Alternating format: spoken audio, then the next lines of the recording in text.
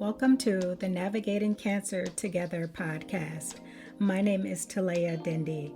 I am a 10-year cancer thriver, cancer doula, and owner of On the Other Side. I use my experience to help others get on the other side of cancer. This podcast is about sharing stories, resources, and information about all things related to cancer and wellness. I interview guests from all walks of life who are living with cancer, caregivers, and those who made it on the other side. Also, I talk with organizations, healthcare professionals, and experts in the health and wellness spaces who offer complementary and integrative care. Join me. We are in this together. Welcome to another episode of Navigating Cancer Together. Thank you for joining us. I am your host, Talea Dindy. Today, our very special guest is Paoola Sefair.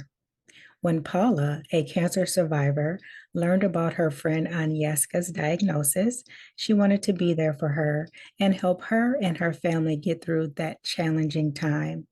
It was during that experience that Paoola realized how hard it was to show up for her friend, when and how her friend needed her the most.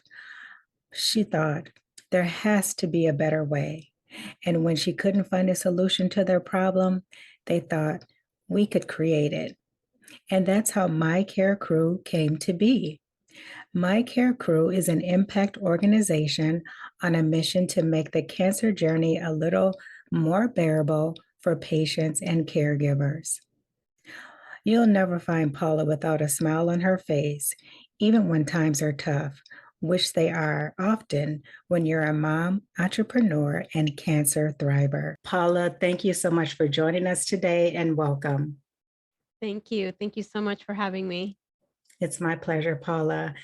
I was so intrigued by My CareCrew as well as the app, and then also the story behind how the organization got started. Paoola, please first share with us what kind of cancer you had and how you learned about your cancer diagnosis. Okay. I have thyroid cancer. And the way I learned about it was the silliest way possible. I had trouble swallowing one time. And I just thought, okay, that was interesting. And it came and went. And then it happened again. And I'm like, oh, okay. So I mentioned it to a friend who's a doctor. And he said, well, just to be sure, why don't we get you an ultrasound? And on December 31st, I went in for an ultrasound. And on January 4th, my birthday, I went back in to get my results, not thinking anything like cancer. And that's when I was diagnosed with cancer. Just from a simple, I just couldn't swallow quite right once or twice. Yeah. Wow. And thankfully, you went in right away. You started feeling that something wasn't right. And when you received your diagnosis, what was going through your mind at that time? I was a new mom at the time. So because I wasn't expecting to be told I had cancer, my mom was with me. We were on the way back from Disney. So I brought my mom with me to the appointment, and I had my 1.5-year-old son sitting on my lap, and the doctor just opens the door. And I remember he didn't even say hello. He's, sorry, kiddo, it's cancer. And I was just so shocked because I wasn't prepared for that information. And I couldn't really, in my mind, when I replay it, to me, do you remember Charlie Brown, that movie when they talk and it's like, walk, walk, walk? Yeah. When I rethink of that moment, that's what that doctor sounds to me, because all I could focus on was my son sitting on my lap and like thinking, oh my God, am I going to see him grow up? Or, oh my God, who's going to take care of him? Or so that was my introduction to the world of cancer. Yeah. Paoola, hearing those words and being a new mom, what was the hardest part about that? Was it the fact that you were thinking, I want to be here for my son? How is this going to work? What were some of the questions that you had at that time? I think my immediate reaction, and it was more of a protection. Who's going to take care of my son if I'm not here? Will I be around to see him graduate? Will I be around to see him get married? And it was just that, of course, your mind goes to the worst case scenarios in those situations. And that's exactly where mine went. But I think that was the hardest part, coming to terms with, being somebody that has dealt with anxiety in the past, was, oh my gosh, what's going to happen? Who's going to help me do this? How are we going to do this? That was the hardest part. I think if I wasn't a mom at the time, it would have been a lot easier for me to handle the diagnosis. I totally understand that. Paula, having had anxiety in the past, what are some strategies that you use to help you at some point better handle or deal with the diagnosis? In retrospect, I should have done this much earlier on.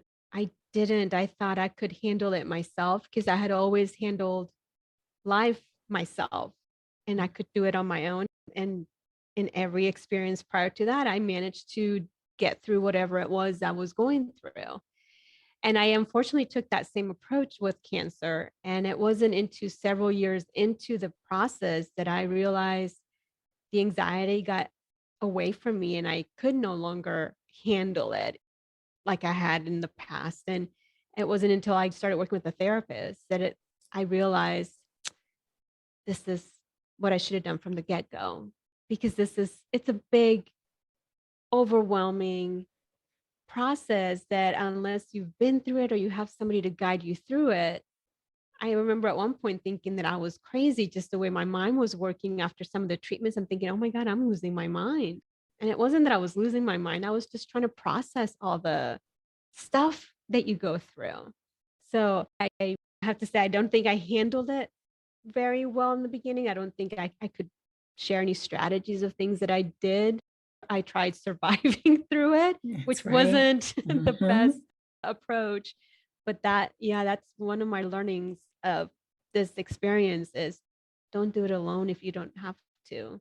And you don't have to. We can all hopefully get access to somebody who can help us. Yeah. That's so true.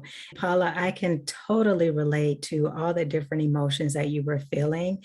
And one thing that surprised me was we think when we don't have to go through it, we haven't been through it.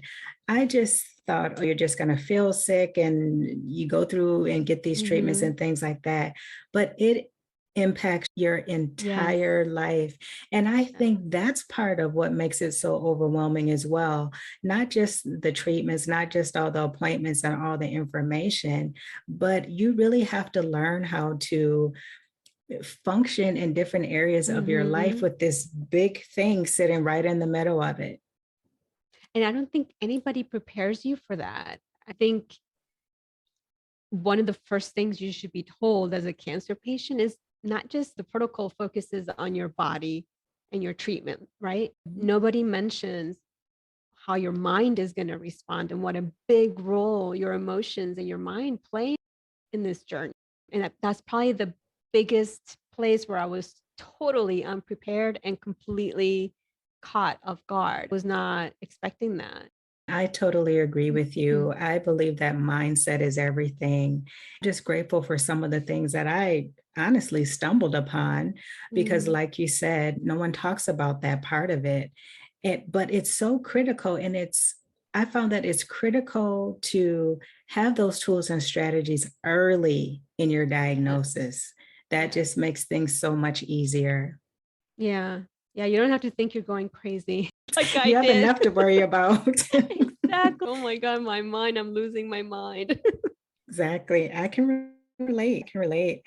Paula, looking back, do you have or did you have any unexpected gifts or insights? I do. And it's weird to say, but I don't know if I would have done the work had it not been for cancer, because cancer pushed me to such a degree that it was either I go back and do all the hard emotional work of working through not only the cancer trauma, but all the previous traumas that I didn't realize were in there somewhere that I hadn't processed. And so I guess the gift that I got, or the way I'll see it, is cancer forced me to do the work. And it's hard work and it takes months, sometimes years. In my case, it's been years, unfortunately, of like working with therapy and just doing the work every day, because it's not like an upward trajectory, or at least for me, it's one of those, you go up, you go back down, you go up, you come back down. It's every day. It's like a new fresh start. And yeah, I don't know if I wasn't in this kind of more dire situation, would I have the courage or the inclination to do the work and just process through all these things that at some point in our lives we have to face our story and walk Mhm. through it and hopefully make it to the other side. So Yes, that, I'd say that's my gift. that's wonderful. And I can relate to that too, Paula, because I always say, and I can say this now, but I always say it starts with cancer. But the more and more you talk with someone, the more you work with someone, Mm, all these other things start to come up. And they could be mm, things that they've been holding on from their childhood. In yeah. my case, being unhappy in their career, so many different things in life. And I always try to Mm. encourage people, if you have to go through the process of healing from cancer, try to think about other areas of your life as well where you need to do some healing. Because once you get into survivorship, let's try to have the best quality of life possible. Absolutely. Yeah. And I never thought about it that way going into it. But in retrospect, as you say, once you start doing that work and you start peeling that onion, it's hard to not go through the whole onion and say, okay, what do we do here? How do we work through all this? What do I want to be like and aspire to go after this journey? And it's, I wish I didn't take cancer to go through that, I know. but it is what it is. And that's the story we got, and we'll go with it. That's right. It's part of our journey, as they say. So, and the gift is being able to come out of it with something positive. And I Mm, think if we've done that, we've won. I think so. Yeah, Mhm. absolutely.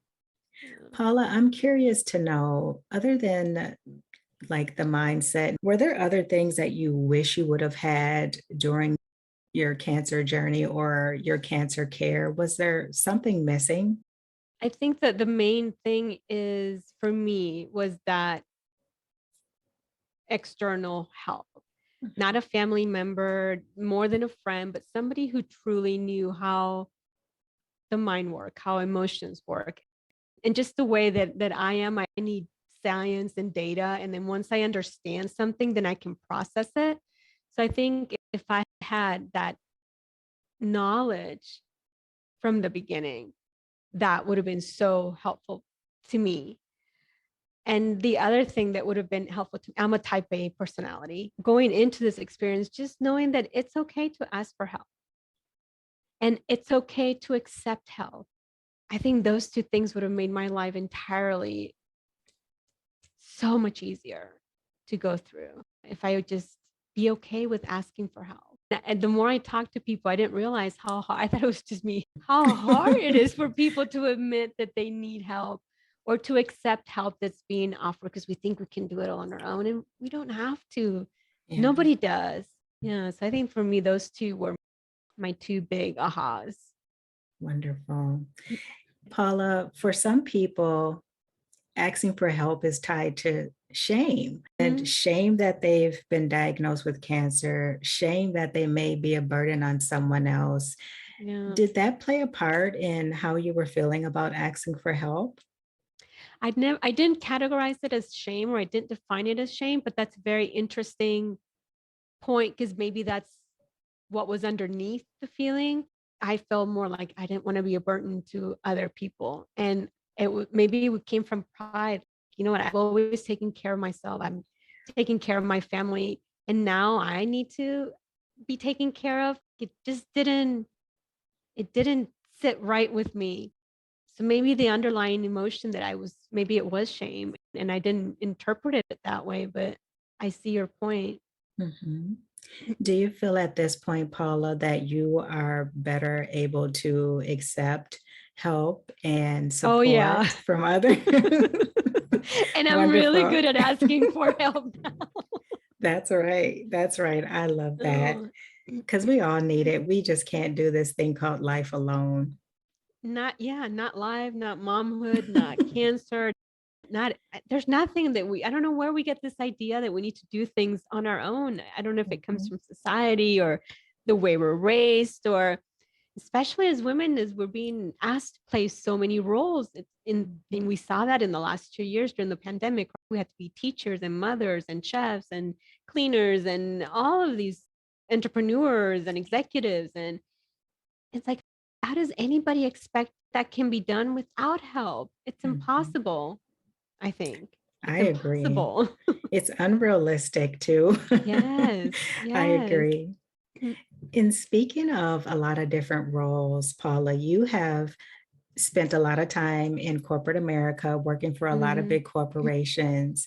Please tell us how you made that transition from corporate America to creating Mm. and starting My Cancer Crew. I love creating things. I love making an impact and making a difference. And when I had my son working in the corporate world, my hours were ridiculous, and I was always traveling from one country to another. And realized it's not going to be feasible for me to raise a child and continue at the speed that I was working through. When I left the corporate world, I started my own company, which was not My CareCrew yet. My CareCrew came about later when my friend Agnieszka, she was also diagnosed with cancer. And so we were cancer buddies over the years.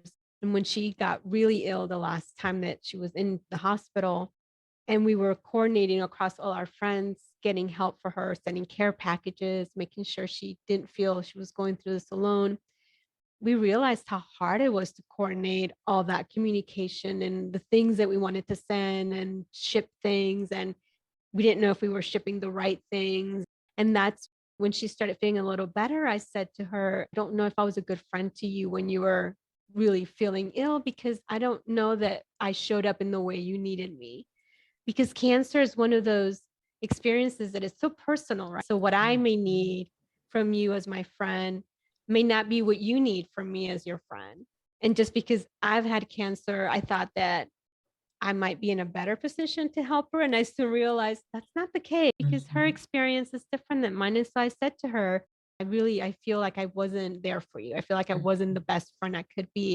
And we started talking about like how hard it was for friends to be there for another friend, or for loved ones to be there. And we started talking about what could we do to make a difference? Like, what could we do to help other people not go through such a hard time? And that's how the idea for My CareCrew came about. We thought about what were like the main pain points we experienced. And between her and I, we have similar personalities. She was also very type A. And she was like, I hated asking for help. I said, yeah, me too. And then when people offered help, she goes, Neil, people would ask me, what can I help you with? And she was like, I don't know. I am so Yeah. overwhelmed that I don't know what help I need. So I said, okay, asking for help, answering that famous question, how can I help you? And then the other one that we had talked about was keeping people updated, like telling the same story over and over again, because people call you to find out how you're doing. And it's, of course, you appreciate that. And it's taxing on the patient who's having to retell that story, because it's just sitting there in your mind. You're going over and over the same thing. That energy just stays in your body. So that was the third pain point. And the last pain point we had talked about was like getting gifts that sit on the counter, because either you can't enjoy them, or you get flowers that they make you not feel too well, whatever it is. So we were thinking, if we can fix at least those four pain points, maybe we can make a difference.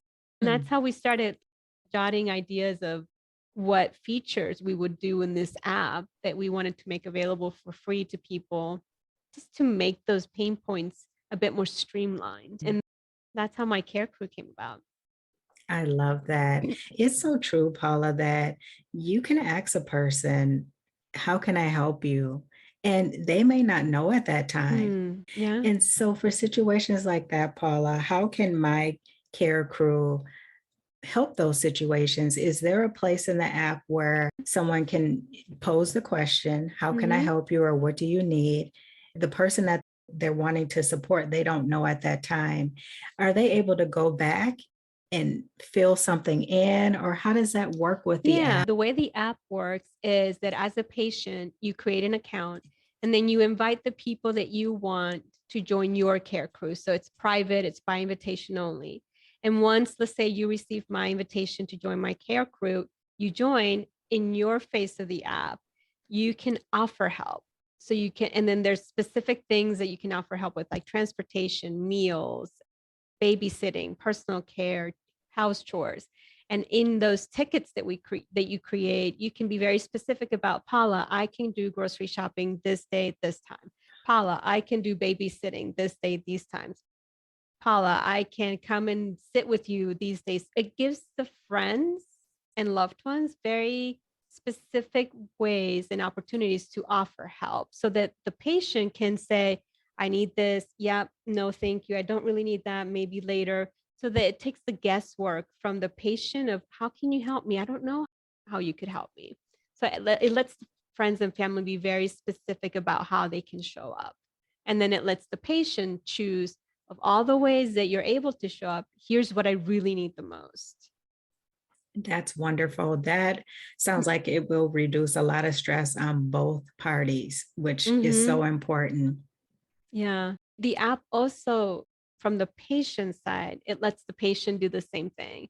They can be very specific about, here's exactly what I need. And then the friend receives all these different help requests.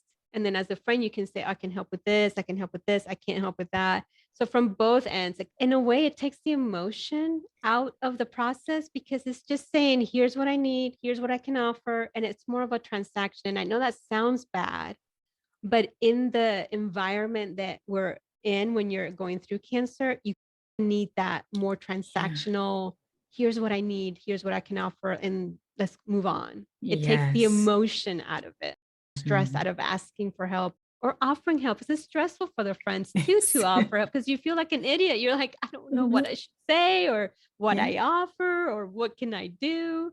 Yeah. That's so true. And I like how you posed it as getting things taken care of.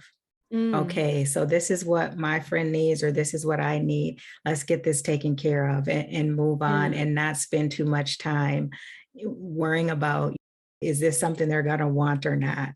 Right. That's so Right. There's important. bigger things to worry about. Exactly. Paula, how is this app different from other apps that are available? There's many wonderful apps that are out there and we all come at it from different directions. And I think what we did with our app is that we came at it from what were the main pain points we experienced. And so our main pain points was the asking for help, receiving help offers from family and friends, keeping people updated, and then the wish list component. So if you look out there, there's apps that do all these kinds of things, but I feel like we are one of the first ones that have put them together in one location to make the process a bit more seamless so that you don't have to go to multiple places and do your wish list here in the registry and then do your requests here. All of these features we talked about are in one app.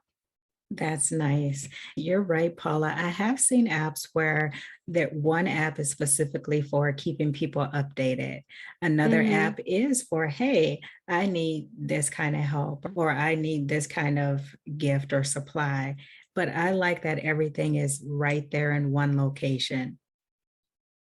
At least for now, those are the features we have. We hope to increase the functionality of the app in the future and add more support and tools. But for now, we thought if we could at least help with those four things, that we would be hopefully making a difference to somebody's life. Paula, please tell the audience where they can find the app and download the app. So right now it's available both in the Google and the Apple Store, and the app is completely free. There's no in-app advertisement. There's no in-app purchases. All these features that we've talked about, they're completely free. Wonderful. Paula, is there anything else you'd like to share about the app? I guess the other thing that I'll share regarding the wish list. So it's not just about products or gifts per se.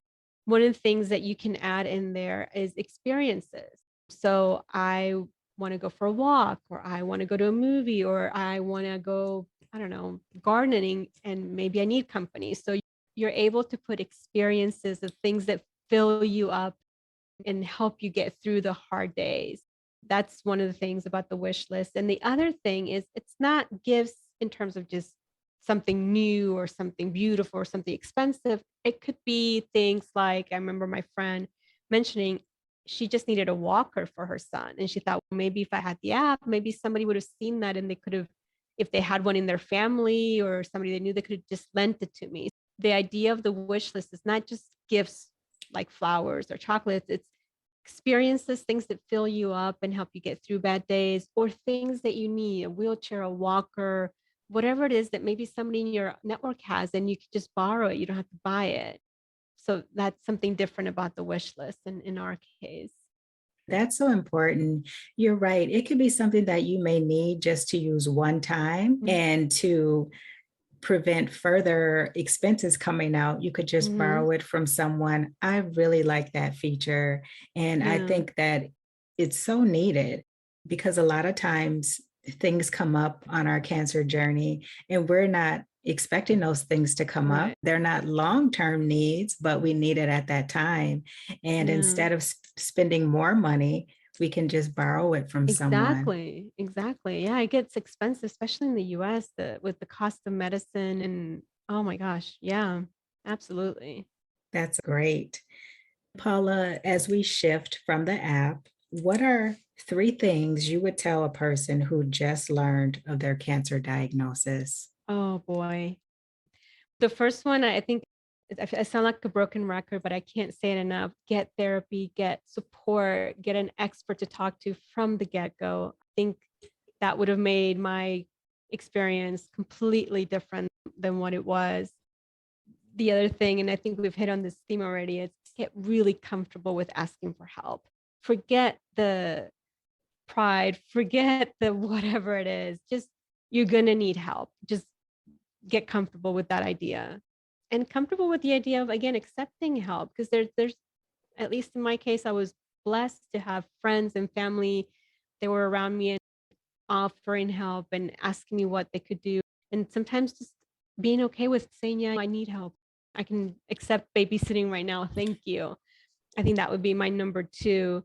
And my number three thing would be, and I don't know if this is a woman thing or a mom thing or but we tend or I tend to put other people's priorities ahead of mine. Oh, let me go and fix this. Oh, let me make sure that they're okay with this. And I think not that it's in a selfish way, but prioritizing what you need at that time. If Yes. it's that you need quiet time and you want nobody in your hospital room, then feel okay. Say, you know what, I just need to decompress. Or if you want to be around people, then feeling okay, asking for people to come by or Mm. whatever it is that you need at that time so that you can get to the next step, just prioritizing that. And I don't think I don't know. This is a theme that comes up with a lot of other women that I've spoken with. They were like, that's true. And they all tend to be moms too. So I don't know if that's the theme, but they're like, yeah, especially with little ones, like you're constantly on the go trying to make sure they're taken care of. It's prioritize your self-care and not feel bad about it. I think that's a woman thing, period, It because might be, yeah. it's hard. And Mm, it's almost, I feel like there's this unspoken stigma tied to it. If you're mm, willing to put yourself first and prioritize yourself, you must be selfish. And yeah. I don't know. Like I said, I just feel like that's a woman thing. I don't know if we put it on ourselves or if society puts it on us, but Mm. I can relate to that feeling. Yeah. It's a very common conversation topic that we have with other people in the community about just feeling bad about saying, you know what? No, setting boundaries. Like, no, I Mhm. don't want to see you today. No, I don't have the energy to, and then getting comfortable with some days you make plans and that day your body's not responding the way you thought it would. And it's okay to cancel plans. Your friends will understand. Yeah. Paula, being that you received your diagnosis when you were a Mm. new mom, and now fast forwarding to now, what was your biggest parenting challenge during cancer treatment and into survivorship? Earlier on, it was energy. I had a one-year-old, incredibly active. He still is incredibly active. And I just didn't have the energy to keep up with him. And I felt in that regard, I felt a lot of shame because I feel I wasn't the mom that he deserved, that I should have been there with him, running, coming, going. And I just didn't have the energy to do the things that he wanted to do. So that was the hardest part going in the beginning of the journey.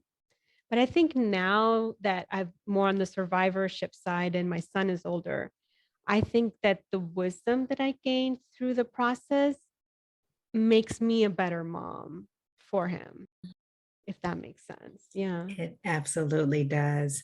I always say there's something about cancer that grows you, whether Mm. you're ready to or not, Yeah. but you really mature in ways and at a faster pace, I think, than you would if you didn't have to go through something so challenging. And Yeah. really, it doesn't just have to be cancer, it could be any major trauma in Yeah. life. Yeah. I couldn't agree with you more. It Yeah, forces you to do the work yeah, because otherwise you don't survive it, I think. that's right. You either do the work or you don't make it through, at least emotionally. That's so true. So Yeah. true. Paula, how are you doing today in survivorship? Are you considered NED or cancer free? I'm considered NAD.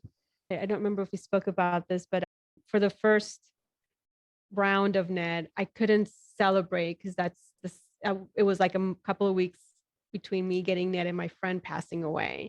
And I couldn't, I didn't feel I could celebrate being NAD knowing that she didn't make it and that her boys didn't have a mom and that she wasn't going to be around. So it hasn't been till this year when I went back and they reconfirmed that the numbers still look good and that I finally was able to, oh my God, I did this, I made it.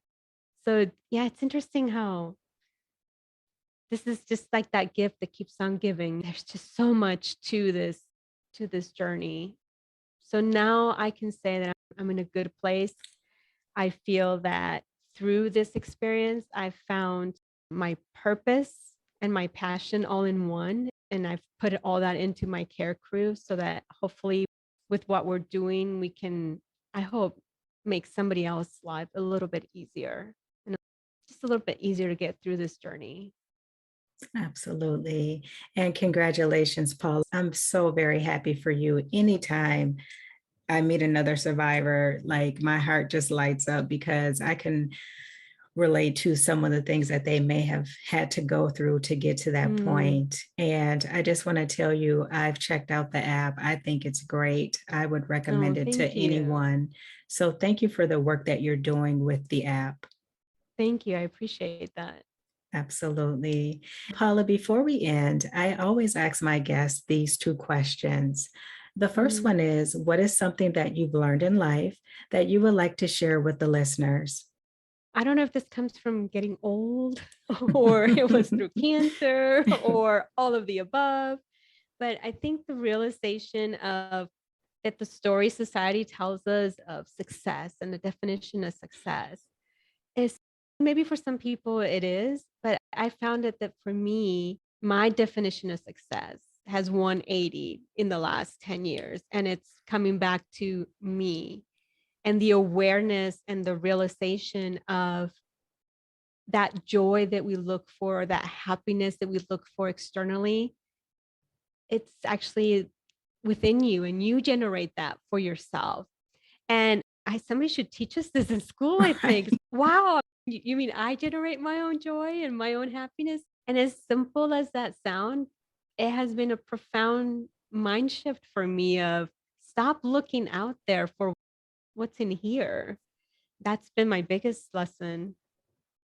I get it. Such a wonderful lesson. And like you said, if we could have had that wisdom in our 20s and things like that, when it's Yes. supposed to be the best time of our life, Yeah, I don't know about that. it Maybe really would have been. physically it's the best time of our lives, but I don't know, emotionally, I don't think I would. I'm close to 50 now, and I don't think I would trade going back to my 20s. Oh my God, no. I'm with you there. No, thank you. Yeah, I'm good. That's right. That's right. Paula, what's next for you? What's next for me? Trying to always continue to be the best mom I can be for my son, and then do anything and everything I can to make my care crew be a reality that can continue to expand and help people, not only in the US, but I hope to be able to help people wherever they are that they need help with their cancer journey. That's wonderful.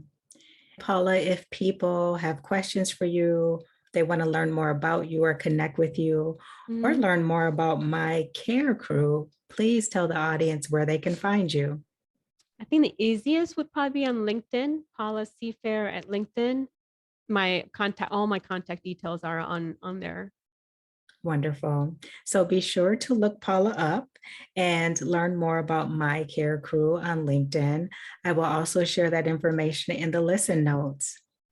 Paula, before we end today, is there anything else that you would like to share? I just want to thank you for the work that you do and for having a platform that you bring people together, sharing stories that hopefully those stories, there's somebody out there that needed to hear that today. And if we can just touch one person, if one person can make it through the day because of something you said or I said or one of your other guests said, then I think that's profound impact. So I want to thank you for creating this platform and for giving me the opportunity to share our story with you and your audience. I'm so grateful. Thank you, Paula, for your kind words. It's my pleasure. And I just love bringing people on like yourself. You're doing such important and amazing work that is impacting lives for the better. And I feel like it's my duty to share your message to make people aware of the fact that you're out there. Tell them about My Care Crew and just let them know that there are resources and people out Mm, there who can help you. yeah. Yeah. There's many, not just my app. There's a lot of resources out Mhm. there. We just need to go out there and look or ask for help. That's right. Ask for help. Yeah. Paula, thank you so much for your time. I enjoyed talking with you. And I want to thank you again for sharing your cancer journey and your story because you just never know how it will help others. Thank you. I appreciate that. Thank you. Before we end today, I would like to Mhm. give a shout out to the listeners. Thank you so much for joining us today. That is it for this Wednesday. And until next time, let's keep navigating cancer together. Take care. Thanks for listening to this episode of Navigating Cancer Together. I hope you enjoyed it. Please be sure to subscribe. And if you appreciate the show, drop a positive rating and review on Apple Podcasts or Spotify.